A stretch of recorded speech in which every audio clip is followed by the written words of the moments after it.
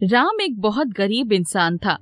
वो अपने परिवार के साथ लालपुर गांव में रहता था। राम पैसे से तो गरीब था, पर दिल से बहुत ही अमीर था। वो जितना भी कमाता उससे अपना घर चलाता और थोड़े बहुत पैसे जरूरतमंदों को दे दिया करता था। राम की इन आदतों से उसकी बीवी बहुत परेशान थी। एक दिन सरला उससे कहती है, एक तो आपके पास वैसे ही पैसे नहीं होते, कितनी मुश्किलों से तो आप अपना घर चलाते हैं, अपने बच्चों की फीस जमा करते हैं, सुबह शाम इतनी मेहनत करते हैं और फिर कुछ लोग घर आकर आपके सामने रो देते हैं तो आप आधे पैसे निकाल कर उनको दान ही कर देते हैं। जिस तरह आपकी आदत है, देखना इस घर में एक दिन ऐसा भी आएगा कि आपका घर गिरवी हो जाएगा और हमारे पास खाने को कुछ भी नहीं होगा, रोड पे आ जाएंगे। अगर कभी ऐसा कुछ हुआ ना तो मैं अपने बच्चों को लेकर अपने पिता के घर चली जाऊंगी और आप रोड पर दर बदर भटकते रहना। सरला, मैंने तुमसे कितनी बार कहा है कि रोज रोज ये बात मत बोला करो। तुम्हें पता है ना, 24 घंटे में एक बार सरस्वती हमारे मुंह पर जरूर बैठती है। ऐसा ना हो तुम्हारी बातें मुझे लग जाए। हाँ, मेरे तो कर्म ही फूट गए कि मैंने तुमसे शादी कर ली। अपने घर में राशन कुछ हो या ना हो, पर तुम्हें दूसरों के घर की जरूरत पड़ी रहती है, इसलिए तो 500 कमाकर 200 घर लाते हो और बाकी 300 दान कराते हो। राम के लाख समझाने के बाद भी सरला अक्सर राम को ताना मारा करती थी। राम सीधा था, वो बात गांव के हर इंसान को पता थी और इसी वजह से गांव का श्याम सेठ राम का फायदा उठा लेता है। श्याम राम से कहता है, राम, मेरे होते हुए तुम इतना परेशान कैसे हो सकते हो? तुम एक काम क्यों नहीं करते? ये लो, कुछ पैसे रखो और अपना घर चलाओ, ठीक है? नहीं सेठ जी, ये पैसे मैं ऐसे कैसे रख सकता हूँ? मैं मेहनत की कमाई ही खाना चाहता हूँ। ये फ्री के पैसे मैं नहीं रखता। अरे भाई, तो ठीक है, तुम एक कागज पर साइन कर दो और मैं उस पर बाद में लिख दूंगा कि मैंने तुम्हें एडवांस में तनख्वाह दे रखी है और तुम मेरे यहाँ काम करोगे और उस काम की तनख्वाह मैं तुम्हें नहीं दूंगा, ठीक है? राम श्याम की बात मान लेता है और खुशी खुशी वो पैसे लेकर अपने घर चला जाता है। राम को ऐसा लगता है कि श्याम उसके लिए भगवान से कम नहीं, पर श्याम तो अपने मन में कुछ और ही प्लान बना रहा था। श्याम 2 दिन बाद ही राम के घर रोता हुआ जाता है और राम से कहता है, राम, मैंने तुम्हें जो भी पैसे दिए थे, क्या तुम वो मुझे वापस कर सकते हो? मैं बहुत परेशान हूँ। सेठ, मैं आपको आपके पैसे वापस कर देता हूँ, आप परेशान मत हो। पर हाँ, कुछ पैसे उसमें से खर्च हो गए हैं। राम, मेरे बच्चे की तबीयत बहुत ज्यादा खराब हो गई है, उसकी हालत बहुत ही सीरियस है, इसीलिए मैंने उसको अस्पताल में एडमिट कराया था। उसी के लिए मुझे पैसों की जरूरत आन पड़ी है, पर तुम चिंता मत करो, तुम मेरे दुकान पर काम करना तो मैं तुम्हें तुम्हारी तनख्वाह भी दे दिया करूँगा। राम बहुत ही नेक दिल इंसान रहता है, इसलिए वो सेठ के सारे पैसे वापस कर देता है। राम के पास अब कोई दूसरी नौकरी नहीं थी क्योंकि वो सेठ जी का काम करने लगा था। कुछ महीने गुजरने के बाद राम अपने घर का खर्चा चलाने के लिए सेठ जी से कहता है, सेठ जी, अब तो 3-4 महीने गुजर चुके हैं, मैं आपके यहाँ इतने टाइम से काम कर रहा हूँ और आपने जो मुझे एडवांस में तनख्वाह दी थी वो भी मैंने आपको वापस कर दी थी, तो आप मुझे कुछ पैसे तो दो ताकि मैं अपना घर चला सकूं। अरे कौन से पैसे? कैसे पैसे? मैं नहीं जानता कुछ पैसे वैसे। चुपचाप मेरी दुकान से चलते बनो, वरना तुम्हारा वो हाल करूंगा जो तुमने कभी सोची भी नहीं होगी, समझा?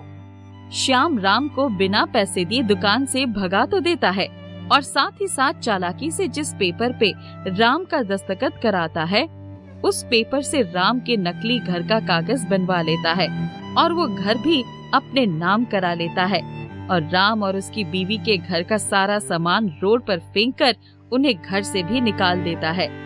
राम की पत्नी राम से बिना कुछ बोले अपने 2 बच्चों को लेकर अपने पिता के घर चली जाती है। राम बहुत उदास होता है और अपनी लाचारी के साथ इधर उधर दर दर भटक कर छोटा छोटा काम करके अपना गुजारा कर रहा होता है। पर शाम को ये भी बर्दाश्त नहीं होता तो वह हर जगह राम के बारे में अफवाह उड़ा देता है कि वो चोर है और उसकी दुकान से भी चोरी कर रहा था, इसलिए उसने उसको दुकान से निकाल दिया था। 2 दिन हो गए, अब तो ना कोई काम मिल रहा है और ना ही कहीं से पैसे मिल रहे हैं। क्या करूं, कहां जाऊं? बहुत भूख लग रही है, कुछ खाने को भी नहीं है। हे भगवान, अब आप ही मेरी मदद करो। अरे ये क्या, इतना बड़ा टॉफी का घर, ये कैसा जादू है? चलो इस घर के अंदर जाकर देखता हूँ, आखिर ये टॉफी का घर बना कैसे और ये जादू कैसे हुआ। मुझे तो अपनी आंखों पर विश्वास ही नहीं हो रहा है। साहब, ये जादुई टॉफी का घर कैसे बन गया और यहाँ इतनी सारी टॉफियां हैं? क्या मैं कुछ टॉफी खा सकता हूँ? मुझे बहुत ही भूख लगी है, मैं 2 दिन से कुछ भी नहीं खाया। हाँ बिल्कुल, तुम्हें जितनी भी मन हो उतनी टॉफी खा सकते हो। यहाँ एक जादुई टॉफी का घर है और ये सिर्फ उन्हीं लोगों को दिखता है जो ईमानदार होते हैं और नेक दिल होते हैं, जो अपने से पहले दूसरों की मदद करने का सोचते हैं। आज से ये घर तुम्हारा हुआ। तुम इस टॉफी से जो चाहो वो बना सकते हो और जितनी चाहो उतनी तोड़कर बेच सकते हो। ये टॉफियाँ कभी भी कम नहीं होंगी। राम उस आदमी की बात सुनकर बहुत खुश हो जाता है और बहुत सारी टॉफियां खाकर अपना पेट भरता है और फिर उन टॉफियों से छोटे छोटे घर बनाकर उन्हें बेचने लगता है, जिससे उसकी कमाई काफी अच्छी होती है और वो कुछ पैसे लेकर अपने घर भी अपने बच्चों से मिलने जाता है और उन्हें टॉफी खिलाता है। राम अपनी पत्नी से कहता है, सरला देखो, अब तो मैं टॉफी बेचने लगा हूँ और उनसे मेरे पास काफी पैसे आते हैं। कब तक तुम ऐसे अपने पिता के घर रहोगी? अब तो मेरे साथ चलो और मेरे पास एक घर भी है, वहाँ रखूंगा तुम्हें। मुझे तुम्हारी और अपने बच्चों की बहुत याद आती है। अरे जाओ जाओ, अब मेरे इतने बुरे दिन आ गए हैं कि मैं टॉफी बेचने वाले के साथ रहूं? ये बड़ा अच्छा काम नहीं कर रहे हो तुम, कितने गर्व से मुझे बता रहे हो। राम सरला की बातें सुनकर दुखी हो जाता है, पर वो हार नहीं मानता और वो उन जादुई टॉफी से पैसे कमाकर अपने लिए एक नया घर भी बना लेता है। वो जादुई टॉफी में एक खासियत होती है कि जो भी झूठ बोलता है उस टॉफी को खाकर उसका पूरा मुंह लाल हो जाता है। इस बात का राम को पता चलते ही राम कुछ पुलिस वालों को लेकर और अपनी पत्नी सरला को लेकर श्याम सेठ के पास पहुंचता है और श्याम सेठ को वो टॉफी खिलाकर पूछता है, सेठ जी, आप सच सच बताओ, क्या मैं चोर हूँ या फिर ये घर जो आपने ले लिया, क्या वो मैंने आपको दिया था या उसके बदले कुछ पैसे लिए थे? हाँ बिल्कुल तुम चोर हो और तुमने मुझसे जो पैसे लिए थे उसे वापस ना कर पाने की वजह से ये घर मुझे गिरवी रखा था और इसीलिए इस घर को मैंने अपने नाम करवा लिया। श्याम उस जादुई टॉफी के बारे में कुछ भी नहीं जानता। वो जैसे ही झूठ बोलता है उसका पूरा चेहरा लाल पड़ जाता है। ये देखकर पुलिस वाले सारी बात समझ जाते हैं और श्याम को पकड़कर जेल ले लेते हैं। राम की जादुई टॉफियां पुलिस वालों के लिए भी अब काम आने लगी थी। उन टॉफियों को खिलाकर झूठ और सच का पता लगाया जा सकता था।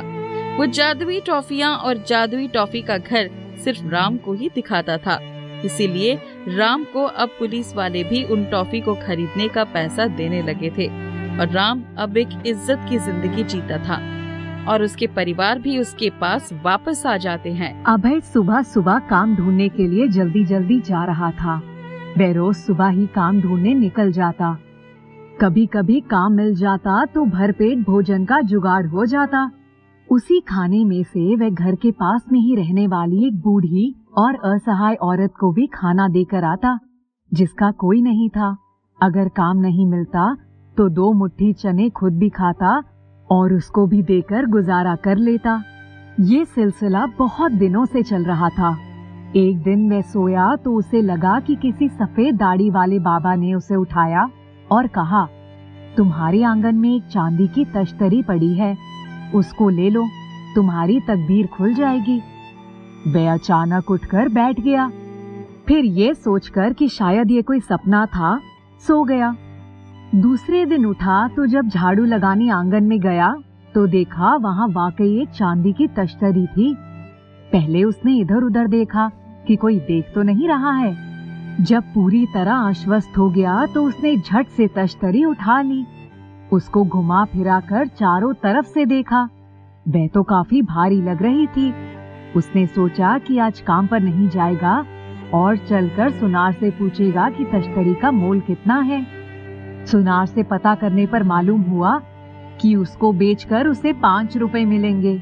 उसने कुछ सोचकर तश्तरी वापस ले ली और घर आ गया। उसने सोचा जब उसकी शादी होगी तब उसको बेचेगा और खूब खर्च करेगा। अब समस्या ये थी कि वे तश्तरी को रखे कहाँ। उसने घर के कोने में ही एक गड्ढा खोदा और कपड़े में बांधकर तश्तरी रख दी। उसके ऊपर मिट्टी डाल दी। जब वह घर पहुंचा तो उसने देखा कि जागीरदार का आदमी उसके दरवाजे के पास खड़ा था। वह जैसे ही ताला खोलने के लिए आगे बढ़ा, उस व्यक्ति ने पूछा, तुम्हारा नाम अभय है? वह बुरी तरह से डर गया। उसने सोचा कि आंगन से शायद तश्तरी उठाते हुए किसी ने देख लिया होगा और अब वही पूछताछ करने आए हैं। वह बोला, हाँ मैं ही अभय हूँ, क्या बात है? तब उस व्यक्ति ने कहा, जागीरदार साहब को कुछ मेहनती और जवान मजदूरों की आवश्यकता है, इसलिए मैं तुम्हारे पास आया हूँ। अगर काम करोगे तो तुम्हें रोज के 4 आने मिलेंगे। अभय को अपने कानों पर विश्वास नहीं हुआ। उसने कहा, क्यों नहीं, कल सुबह से ही हाजिर हो जाऊंगा। उस व्यक्ति के जाने के बाद उसने चने निकाले और खाकर सोने की कोशिश करने लगा, पर नींद आंखों से कोसों दूर थी। वह सोच रहा था कि ये क्या है, क्या सचमुच में उसकी तकदीर खुल गई? दूसरे दिन वह सुबह सुबह ही जागीरदार की हवेली की तरफ गया। वहां पहुंचकर उसने देखा कि बहुत से लोग एक बंजर जमीन की खुदाई कर रहे थे। जागीरदार ने उसको देखकर कहा, तुम्हारे बारे में सुना था कि तुम बहुत मेहनती और ईमानदार हो, इसलिए तुमको बुलवाया है। तुम्हें सिर्फ यहाँ हो रहे काम को देखना है कि कौन ठीक से काम कर रहा है और कौन नहीं। अभय बड़ा खुश हुआ। वह काम पर लग गया। काम करने के बाद सबको पैसे भी देने होते, वह भी वही देता और जागीरदार उसको 4 आने दे देता। वह घर आता तो 2 आने का खाना बनाने के लिए सामान खरीद कर ले आता। 2 आना बचाकर एक डिब्बे में रख देता। जो भी बनता पहले उस बूढ़ी औरत को देकर आता, फिर खुद खाता।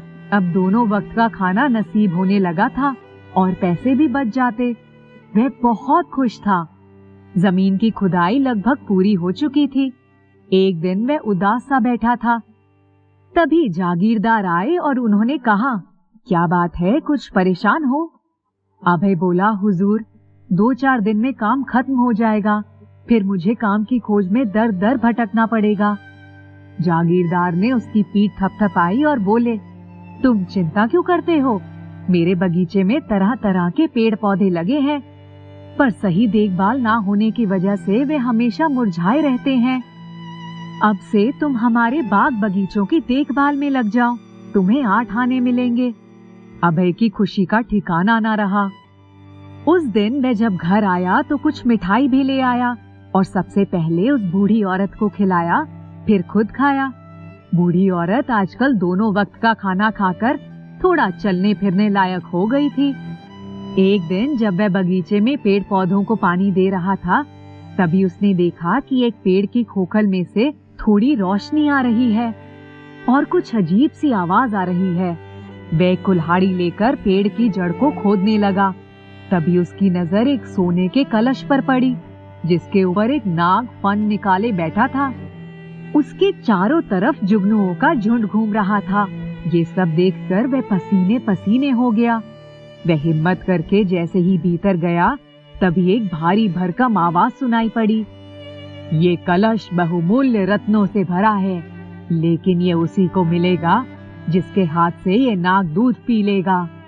अभय ने सोचा ये बगीचा तो जागीरदार का है। वह सोचने लगा इस पर तो उन्हीं का अधिकार होना चाहिए। मैं उनको अभी जाकर सब कुछ बताता हूँ। अभय पसीने से तरबतर जागीरदार के पास आया और जो कुछ देखा वह सुना था सब कुछ बता दिया। जागीरदार ने कहा, इसके पहले तो मुझे आज तक किसी ने ये बात नहीं बताई, चलो देखता हूँ। जागीरदार जब वहाँ पहुँचे तो उन्होंने देखा वाकई वहाँ एक सोने का कलश था, जिस पर नाग फन निकाले बैठा था। जागीरदार तुरंत एक बड़े कटोरे में दूध लेकर आए और उस नाग के सामने रख दिया, परंतु उस नाग ने तो मुंह ही नहीं लगाया। जागीरदार ने अपनी पत्नी और बेटी को भी बुलवा लिया। सबने दूध का कटोरा उसके सामने रखा, पर नाग ने दूध की तरफ देखा भी नहीं।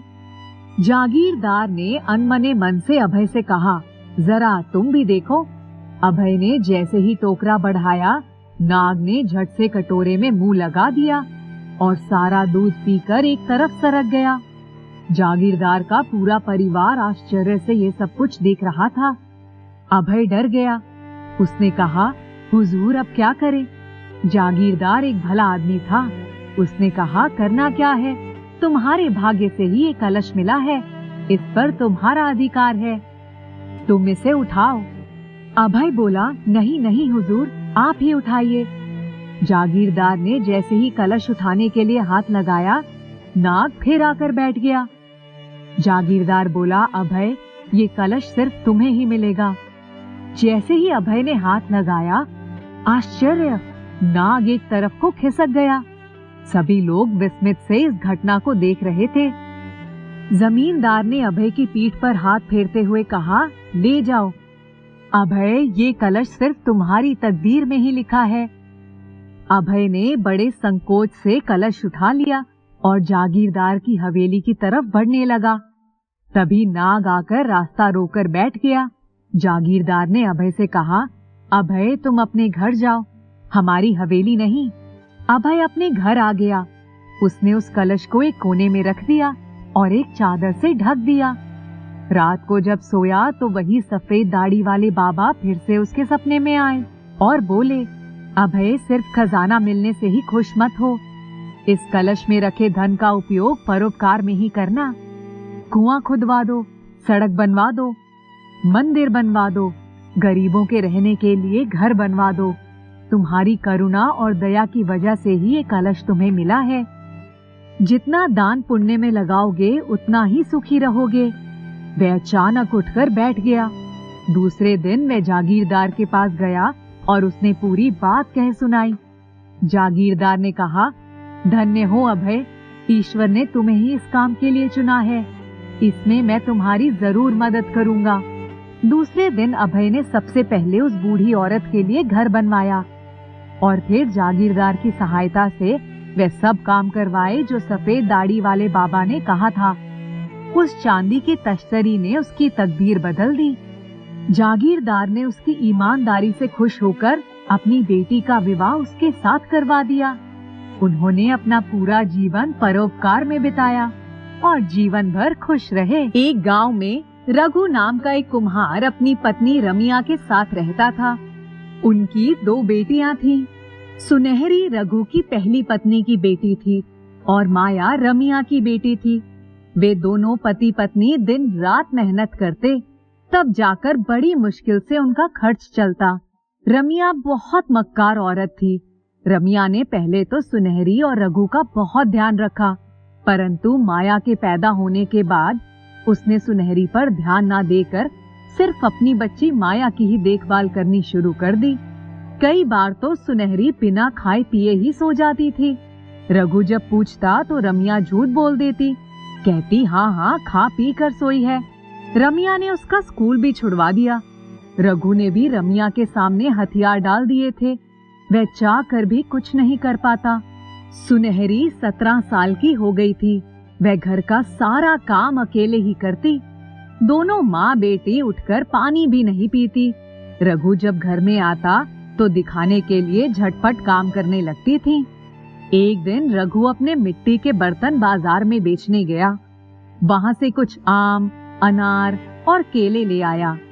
रमिया ने आम और केले तो माया को खिला दिए और अनार सुनहरी को दे दिया।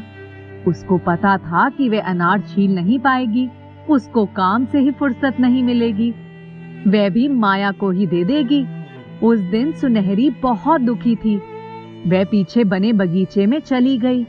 वह अनार के दाने छीलती जा रही थी और रोती जा रही थी। कुछ खाती, कुछ गिराती जा रही थी। तभी एक पेड़ से आवाज आई, तुम रो क्यों रही हो? वह बोली, रोने के अलावा मैं कर ही क्या सकती हूँ? तब उस पेड़ ने कहा, रोना किसी समस्या का हल नहीं है, अनार के दाने मिट्टी के नीचे दबा दो, यही अनार का पेड़ तुम्हारी सहायता करेगा। सुनहरी ने फटाफट अनार के बीज मिट्टी में बो दिए। मैं जल्दी से घर में आकर काम करने लगी। कुछ दिनों के बाद जब वह बगीचे में गई तो उसने देखा कि उस जगह पर एक नन्हा सा पौधा उगाया है। उसने खुशी खुशी पौधे को पानी दिया। अब वह रोज थोड़ी देर के लिए बगीचे में जरूर जाती। कुछ दिनों के बाद वह अनार का पेड़ बड़ा हो गया।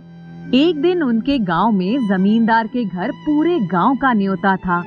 रमिया ने जैसे ही ये सुना कि वहां बहुत रईस और अमीरों का भी न्योता है, उसने मन ही मन सोचा माया के लिए कोई अच्छा युवक मिल जाता तो इसका विवाह अच्छे घर में कर देती। झट से माया के साथ अपने और माया के लिए सुंदर सुंदर कपड़े खरीदने चली गई। जब जाने का समय आया तो रघु के सामने सुनहरी से बोली, चलो जल्दी तैयार हो जाओ। पर सुनहरी के पास तो अच्छे कपड़े भी नहीं थे, इसलिए उसने जाने से मना कर दिया। रमिया ने एक बोरी में सरसों और बाजरे के दाने मिलाकर सुनहरी को दे दिया और कहा, जब सारे काम कर लेना तो ये दाने अलग कर देना। उनके जाने के बाद सुनहरी गिरते पड़ते बोरी लेकर छत पर चली गई और दाने फैलाकर रोने लगी। एक तो उसको इस बात का दुख था कि उसकी माँ ने उसके लिए कपड़े खरीदने की बात भी नहीं सोची और दोनों उसे छोड़कर चली गईं। दूसरे, इतना काम अकेले कैसे करेगी? उसकी हिचकियां बंध गईं। तभी उधर से एक पक्षियों का झुंड जा रहा था। उन्होंने सुनहरी को रोते हुए देखा तो छत पर ही उतर गए। एक गोरैया आई और सुनहरी से उसके रोने का कारण पूछा। तब उसने रोते रोते सब कुछ बता दिया। गोरैया ने कहा, तुम एक काम करो, जाओ नीचे का सारा काम करो। इन दानों को हम सब मिलकर अलग कर देंगे। जब तुम्हारा काम पूरा हो जाए तो अपनी अलग अलग बोरियां भर लेना। इसके आगे का उपाय तुम्हें अनार का पेड़ बता देगा। सुनहरी बहुत खुश हुई। उसने झटपट सारा काम खत्म किया और जब छत पर गई तो 2 जगह अलग अलग दाने रखे थे। सुनहरी ने झटपट दाने बोरियों में भर दिए और जल्दी से अनार के पेड़ के पास आई। पेड़ से आवाज आई, मेरे पेड़ की एक डाली पकड़कर जो मांगना है मांग लो। सुनहरी ने अनार की डाली पकड़ी और बोली, मुझे भी अच्छे कपड़े चाहिए, चप्पल चाहिए और उस दावत में भी जाना है। पेड़ ने कहा, तुम्हारे लिए सब कुछ हो जाएगा, जो चाहिए आंखें बंद करो और मन ही मन मांग लो। जब वापस आना होगा तब भी यही करना होगा। आज के बाद कभी रोना नहीं। देखते ही देखते वह खूबसूरत कपड़ों और गहनों में सज गई। तभी वहां एक आलीशान बग्घी आई और वह उसमें जाकर बैठ गई। बग्घी फटाफट जमींदार की हवेली के सामने पहुंच गई। वहां जोरों से नाच गाने का कार्यक्रम चल रहा था। सुनहरी जैसे ही बग्घी से उतरी, सभी लोग उसकी तरफ देखने लगे। कोई कह रहा, इतनी खूबसूरत लड़की कहां से आई है और कौन है? वह जब हवेली में गई तब भी सभी उसके कपड़ों एवं आभूषणों को प्रशंसा भरी नजरों से देख रहे थे। उस दावत में आने वाला हर युवक उसके साथ नृत्य करना चाहता था, उससे 2 बातें करना चाहता था। रमिया और माया भी उस अद्भुत सुंदरी को निहार रही थी, पर वो नहीं जानती थी कि दरअसल ये सुनहरी ही थी। थोड़ी देर बाद ही सुनहरी वहां सबसे विदा लेकर जाने लगी। तभी एक खूबसूरत युवक उसके पास आया और उसका हाथ पकड़कर बोला, मैं राजगढ़ के जागीरदार का बेटा विक्रम सिंह हूँ, आप मुझसे शादी करेंगी? सुनहरी ने शर्माकर अपना हाथ छुड़ाने की कोशिश की। इसी सब के बीच उसका कंगन विक्रम के हाथ में आ गया। सुनहरी जल्दी से बाहर आई। उसने झट आंखें बंद की और घर जाने की सोचने लगी। तुरंत बग्घी हाजिर हो गई। वह उसमें बैठ गई। देखते ही देखते आंखों से ओझल हो गई। विक्रम हाथ में उसका कंगन लिए ठगा सा देखता रह गया। सुनहरी सीधी बगीचे में पहुंची। उसने अनार के पेड़ की डाली पकड़कर कहा, मुझे जल्दी से पहले जैसी बना दो। वह तुरंत पहले जैसी बन गई और अपने घर के अंदर चली गई। जब वह घर के अंदर आई तभी उसकी माँ रमिया और माया दोनों अंदर आईं। उन्होंने आते ही उस लड़की के बारे में बातें करना शुरू कर दिया। जो लड़की दावत में आई थी वह सबके आकर्षण का केंद्र थी। माया बोली, माँ, उसके कपड़े कितने सुंदर थे, उसके आभूषण कितने सुंदर थे, वह कहाँ से आई थी ये भी नहीं पता लग रहा था, कोई अप्सरा लग रही थी ना। सुनहरी चुपचाप उनकी बातें सुन रही थी और अपना काम कर रही थी।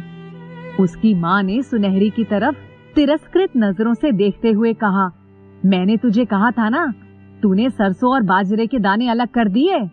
सुनहरी ने कहा, हाँ, मैंने सब काम कर दिया है। सुबह होते ही जब रमिया पड़ोस में गई तब उसको पता चला कि राजगढ़ के जागीरदार का बेटा एक कंगन लेकर पूरे गांव की लड़कियों के हाथ में पहना कर देख रहा है। जिसके हाथ में वह कंगन आ जाएगा वह उसी से विवाह करेगा। थोड़ी देर में ही उनके दरवाजे पर भी एक घोड़ा आकर रुका और उस पर से एक आदमी उतरा।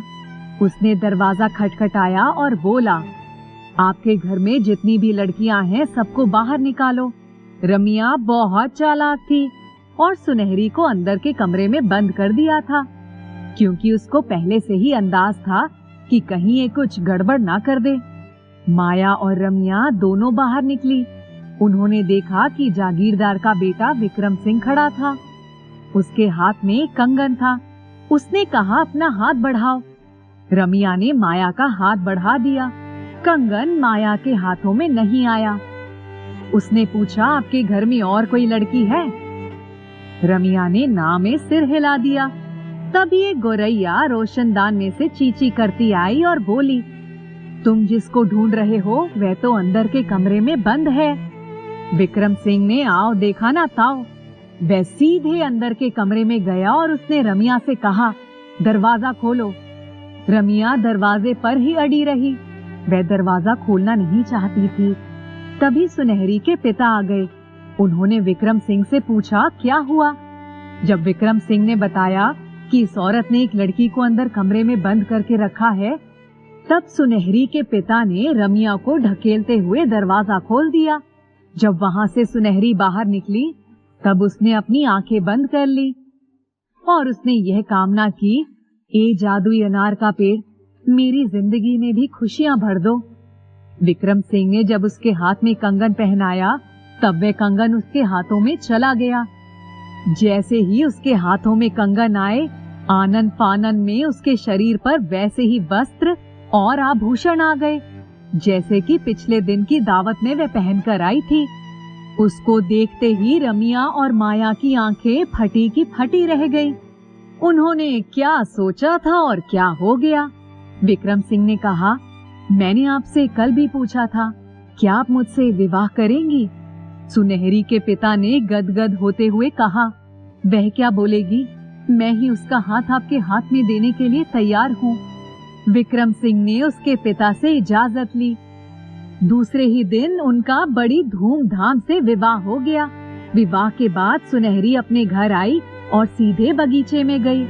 वहां जाकर उसने अनार के पेड़ की डाली पकड़कर कहा, बहुत बहुत धन्यवाद। अगर तुम ना होते तो मैं सारा जीवन इसी नरक में बिता देती। जादुई अनार के पेड़, जैसे तुमने मेरा जीवन सार्थक किया वैसे औरों की भी सहायता करना। मेरे पिता का ध्यान रखना। अनार के पेड़ की डालियां झुक गईं। ऐसा लग रहा था जैसे वह भी उसको आशीर्वाद देने के लिए झुक गई थी।